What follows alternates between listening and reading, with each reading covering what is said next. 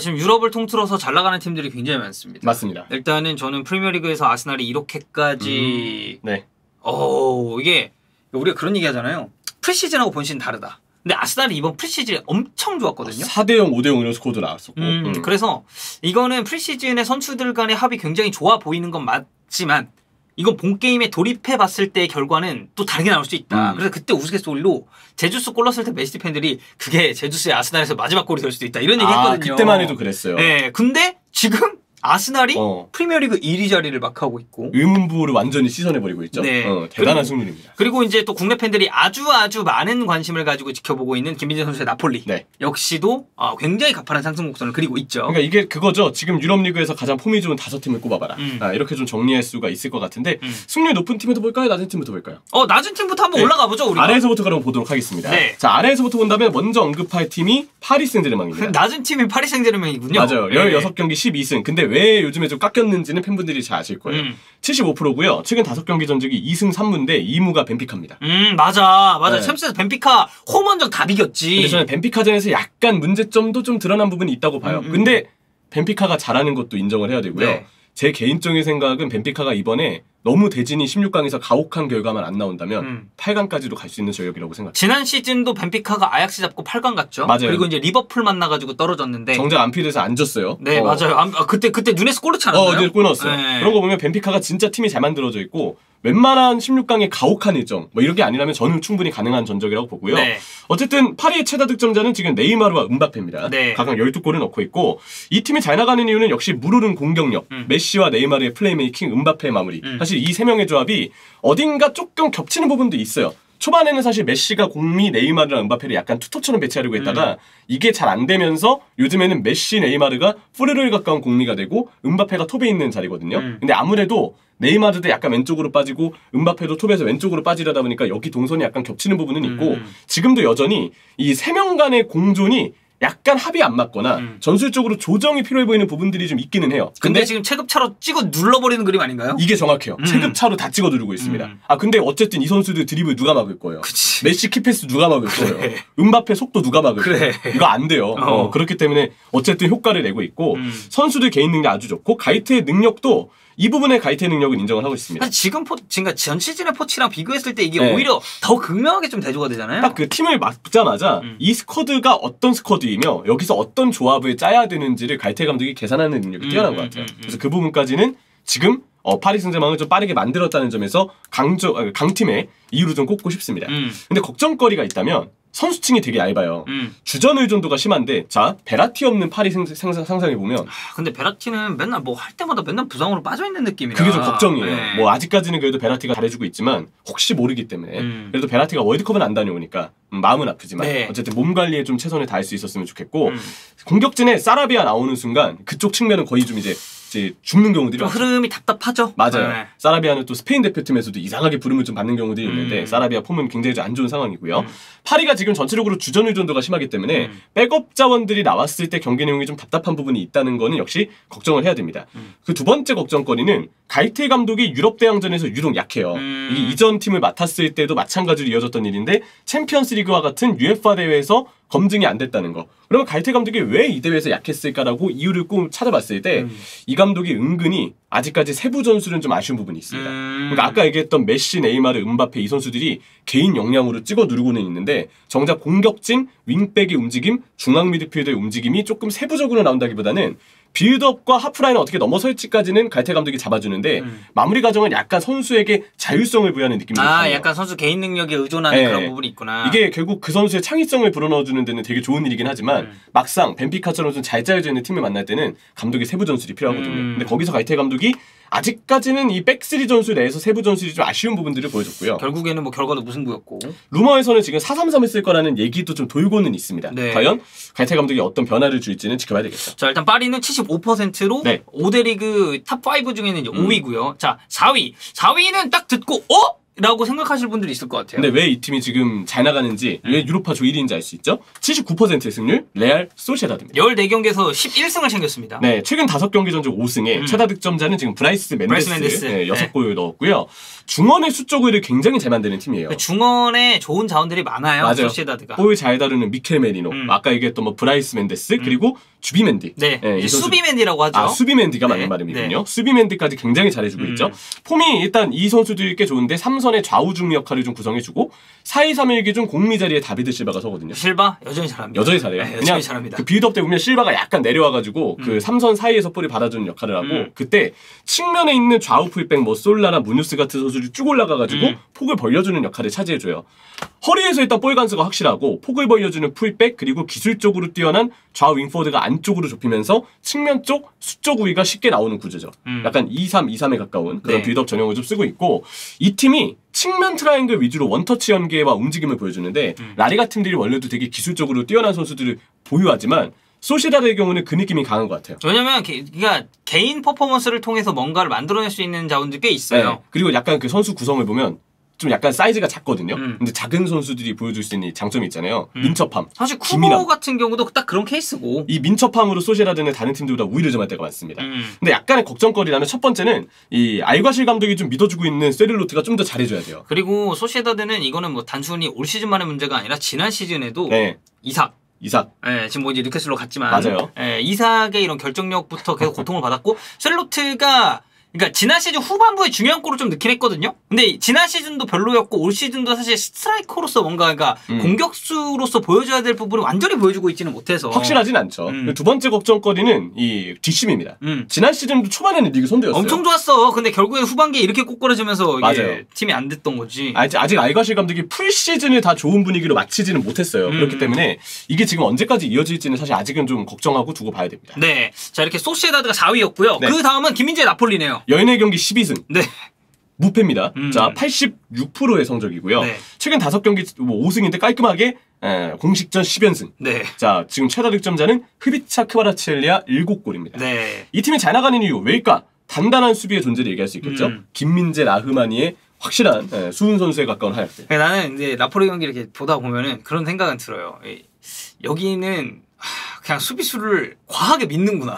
너무 공격적이야. 경험치 2배 이벤트예요. 네. 그래서 그 덕분에 김민재 선수가 자꾸 엄청난 퍼포먼스를 보여줄 장이 많아지고 그런 건 있지만 이제 잘 보이죠, 우리 그건 입장에서는. 맞아요. 네. 그거는 그래서 재밌는 것도 있고. 자, 그리고 확실한 중원 장악력. 나폴리가 웬만큼의 경기는 거의 다 지배를 하고 들어갑니다. 앙기사와 로버트카, 지엘니스키가 보여주는 확실한 허리라인에서의 능력이 있고 은돔벨레는 뭔가 이렇게 쓰면 되겠구나 해서 봤는데 다음 경기 때도 아쉽고 네. 다음 경기 때도 단점이 보여지고 이런 건 네, 좀 네. 있지만 주전 라인의 중원은 훌륭하다.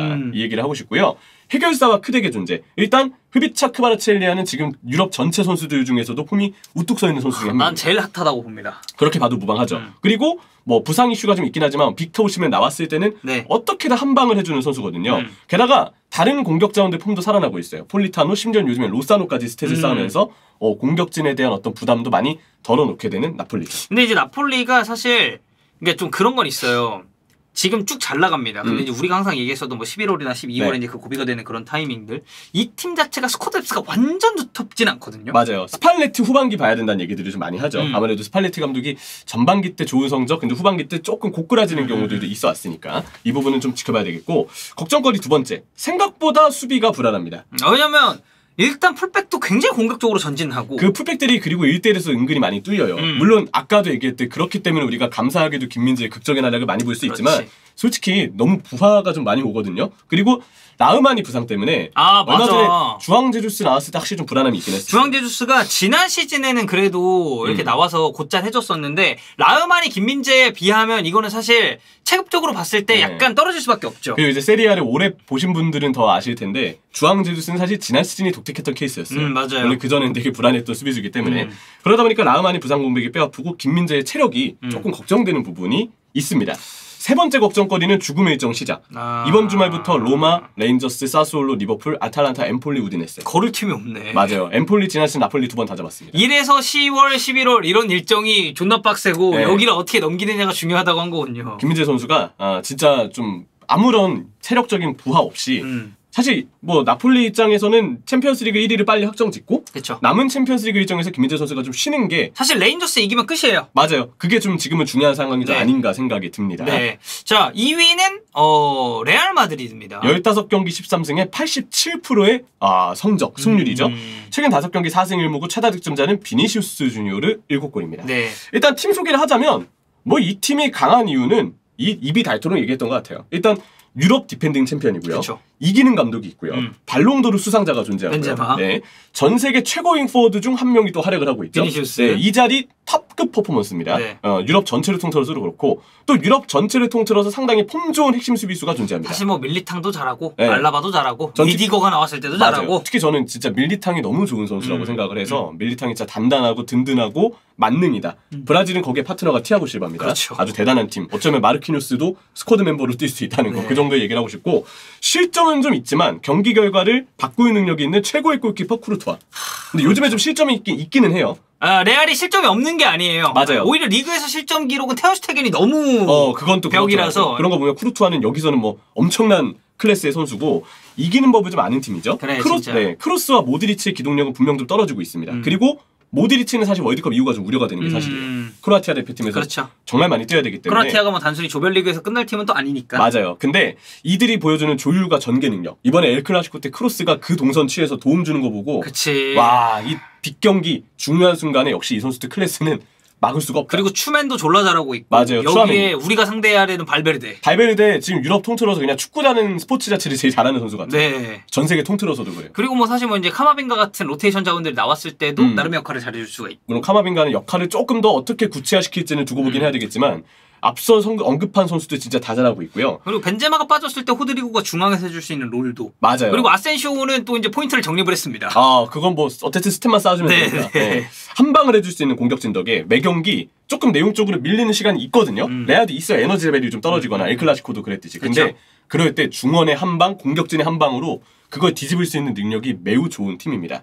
걱정거리는 벤제마 부상 시 아무래도 무게감이 좀 떨어지죠. 그래, 이거는 시즌 초반부터 이 얘기는 계속 나왔으니까. 게다가 벤제마도 어쨌든 월드컵을 뛰는 선수 중 한 명으로서 프랑스가 오랫동안 이 대회를 이어간다면 벤제마의 부상이나 체력 리스크 어떻게 좀 될진 봐야 되겠고 호드리고가 잘해주고 있지만 그래도 벤제마의 무게감을 맞아요. 무시할 수는 없죠. 자, 두 번째 걱정거리는 역시 스쿼드 자체에서 보여지는 오른쪽인과 왼쪽 풀백의 한계점이죠. 아쉽죠. 네. 여기는 그래 좀 비교적 꾸준히 지적됐었던 부분인데 근데 또 엘클에서 맨디가 졸라 잘해가지고 그건 또 그래요.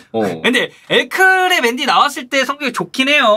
근데 이제 어쨌든 변수를 안고 있다고 밖에 볼 수가 없으니까. 맞아요. 그리고 이제 코어라인 선수들의 월드컵 리스크가 있습니다. 사실 모든 팀이 다 이 코어라인 선수들 월드컵 리스크가 있지만 강팀은 어쩔 수 없어요. 근데 레알은 그 코어라인 선수들이 은근히 나이가 좀 있잖아요. 아까 벤제마 얘기랑 좀 맥락이 비슷한데 나이가 있는 선수들의 월드컵 리스크가 있다 보니까 다녀왔을 때 체력이 변수가 되는 부분이 있습니다. 네.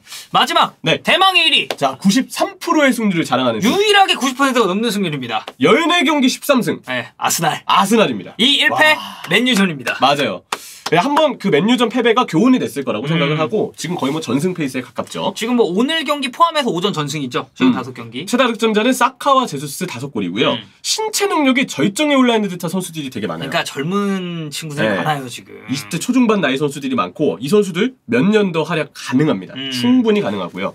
무엇보다 이 플랜 A의 완성이 잘 됐죠. 확실한 수비 강화, 영입생은 아니지만 임대 복귀생 살리바, 빌드업되는 풀백의 존재, 진첸코와 화이트가 있죠. 그렇죠. 자, 그리고 제 위치를 찾은 중앙 미드필더. 자카 오늘도 졸라 잘했습니다. 오늘 결승골의 주인공. 네. 자, 그리고 전방위적이면서도 골을 넣어주는 공격수 가브리엘 제주스. 제주스 오늘 결정력 좀 아쉽긴 했는데 아유. 경기 영향력은 존나 쩔었어요. 드리블하면 못 막더라고요. 네. 제주스 진짜 잘하고 있고 여기에 위력 있는 측면 플레이어 마르티넬리와 사카까지. 이 둘의 폼이 같이 올라와가지고 맞아요. 지금 마르티넬리 너무 잘하고 있어서 리버풀전 보면 아스날 그 역습 속도, 전환 속도 봤을 때 이거 진짜 팀으로서 속도가 굉장히 빠르다는 느낌이 다시 한번 좀 들었고요. 네. 매 경기 뛰어난 경기 지배력과 빠른 전환 속도, 게다가 뭐 이번에 제수스의 결정력이 아쉽긴 했지만 근데 아스날의 팀 자체로 놓고 봤을 때는 어쨌든 필요할 때 골이 나와주기 때문에 그치? 이기는 법을 분명히 좀 알고 있습니다. 오히려 뭔가 내용이 좋은데 너무 팀이 골을 못 넣어서 지는 경기들, 아니 못 이기는 경기들은 없었어요.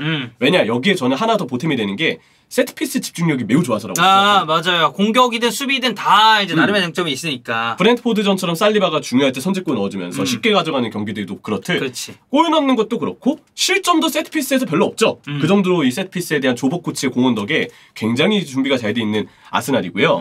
자, 그리고 선수들이 어쨌든 이기는 분위기를 타고 있다는 점이 위닝 있어요. 멘탈리티가 확실히 생겼어요, 이 팀은. 그러니까 전 리지언이 그 절정이었다고 보고. 맞아요. 네. 뭔가 다들 좀 된다, 우리 하자 이런 분위기가 좀 있죠. 근데 앞으로의 걱정거리 아직은 부족한 경기 조율. 그러니까 이제 선수들이 너무 신나서 야 계속 공격하자 우다다다다 하다가 한 번 뭔가 너무 올라가서 뒤가 좀 불안하거나 너무 흐름을 타다가 한 번 이제 일격을 당하는 게 있긴 있어요. 물론 그거는 아르테타의 지시가 있었을 겁니다. 저는 맨유전이 그 표본이었다고 보거든요. 네. 그리고 저는 그 스탠스 자체는 나쁘다고 보지 않았어요. 근데 이제 거기서 아르테타가 이렇게만 가다가는 이게 오히려 우리가 카운터택 맞는 그림이 충분히 나올 수 있겠구나라고 네. 느낀 바가 많을 겁니다. 아마 경기하면서 선수들도 좀 더 노련함이 생길 겁니다. 자, 두 번째. 이거는 이제 아스날 팬분들, 제가 가까이에 있는 아스날 팬분들께 얘기를 드려봐도 제일 불안해하시는 점이에요. 부상 불운.